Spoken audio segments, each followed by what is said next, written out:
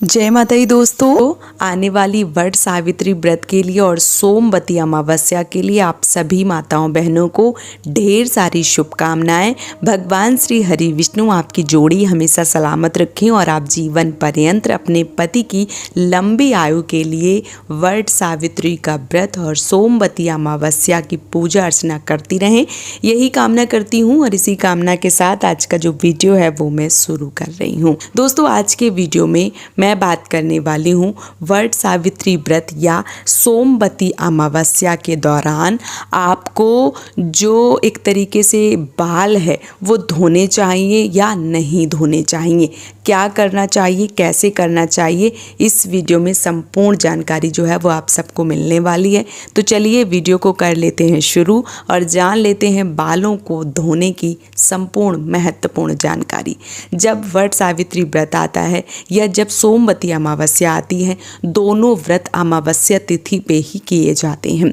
और जैसे कि आप सबको पता है कि अमावस्या तिथि आने वाली है, वट सावित्री का व्रत और सोमवती अमावस्या आने वाली 26 मई को दिन सोमवार को साल 2025 में पूरी विधिवत रूप से मनाई जाएगी। ऐसे में बात आती है बालों को धोने की। तो देखिए, जो बाल हैं वो आपको इस बार रविवार को धो लेने हैं। जिनके यहाँ नहाए खाए होता है वो लोग 25 तारीख को दिन रविवार को बाल धो सकती हैं। और ऐसी बहनें जो वट सावित्री का व्रत करती हैं, नहाए खाए उनके यहाँ नहीं होता है, उनको भी बालों को जो है वो रविवार को धो लेना चाहिए। सूर्यास्त से पहले ही बालों को धोएं, ये आपके लिए ज़्यादा ज़रूरी है। क्योंकि सूर्यास्त के बाद कई बार बहुत सारी ऐसी बहनें होती हैं जो सोचती हैं कि रात के समय हम बाल जो है वो धो लें, तो रात में बालों को नहीं धोना चाहिए। कई बार अनिष्ट शक्तियां हमें हार्म कर सकती हैं, हमें नुकसान पहुंचा सकती हैं। तो ऐसे में हमें रात में बालों को गीला नहीं करना चाहिए, रात में बाल जो है वो नहीं धोने चाहिए। तो आप कोशिश करिए कि अभी 5-6 बजे तक उजेला रहता है, सूर्य भगवान रहते हैं, तो ऐसे में आपको रविवार को ही बालों को धो लेना चाहिए। जिस दिन आप व्रत करेंगी, चाहे वो सोमवती अमावस्या हो गया, चाहे वो वट सावित्री व्रत हो गया, उस दिन बालों को नहीं धोना चाहिए। ऐसा बहुत सारे लोग हमारे बड़े बुजुर्ग बताते हैं कि जिस दिन व्रत होता है उस दिन बाल नहीं धोने चाहिए। लेकिन क्या होता है कि बहुत सारी ऐसी बहनें होती हैं जो पहले एक दिन पहले तो बाल जो है वो धो लेती हैं, लेकिन जिस दिन व्रत करती हैं उस दिन उनके मन में ये आता है कि नहीं, मुझे बाल धोना है। मैं मान लीजिए नित्य कर्म कर रही हूँ तो जो साफ स्वच्छ है उसका एक तरीके से वो नहीं हो पा रहा है। तो बहुत सारी ऐसी बहनें हैं जो परेशान हो जाती हैं। तो देखिए, अमावस्या वाले दिन ऐसा माना जाता है कि बालों को नहीं धोना चाहिए और कंघी नहीं करना चाहिए। बहुत सारे लोग तेल इत्यादि जो है वो नहीं लगाते हैं।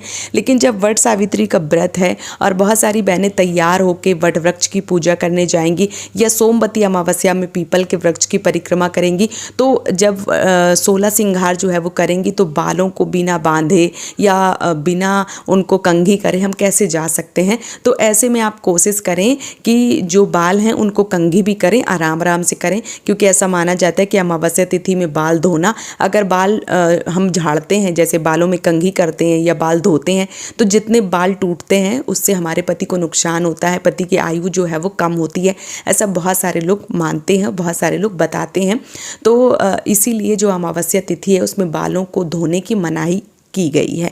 लेकिन जो लोग व्रत करते हैं, पूजा करते हैं और सुबह उनका मन जो है वो नहीं मानता है, तो ऐसे में मैं बोलना चाहूँगी कि अगर आप किसी भी तालाब में, किसी भी नीर, सरोवर, झरने में स्नान करती हैं तो बालों को धोने का कोई विधान नहीं बताया गया है।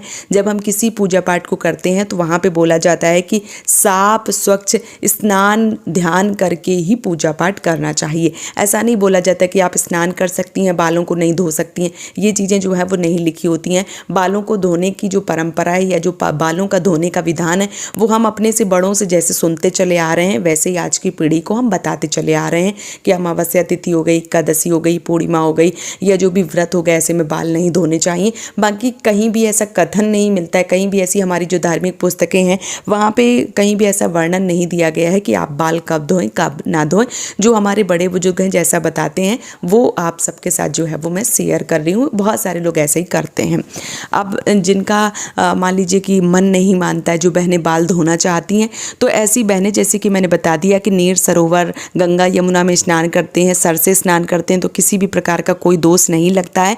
लेकिन जब आप घर पे स्नान करती हैं तो बालों को धो के आगे की तरफ झुका के नहीं धोए जाते हैं। जब कोई व्रत होता है या खास करके अमावस्या, पूर्णिमा, एकादशी तिथि में झुका के बाल जो है वो नहीं धोए जाते हैं।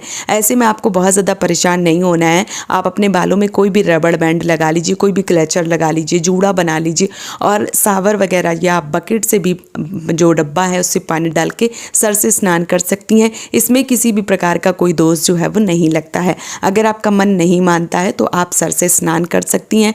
बालों को बगैर खोल के और शैम्पू इत्यादि ना करें, बस पानी डाल के स्नान जो है वो किया जा सकता है। और उसके बाद जब भी आप बालों में कंघी करें तो थोड़ा संभल के करें।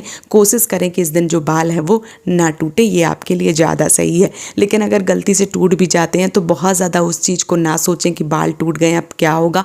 भगवान को प्रणाम करें और भगवान से बोलें कि देखिए प्रभु ऐसी अवस्था है, करना ही पड़ेगा, तो उसके लिए क्षमा प्रार्थी जो है वो आप कर सकते हैं। हर चीज़ की माफ़ी है, हम इंसान हैं और हम इंसानों से गलती होती है तो हमें बहुत ज़्यादा सोचने की आवश्यकता जो है वो नहीं होती है।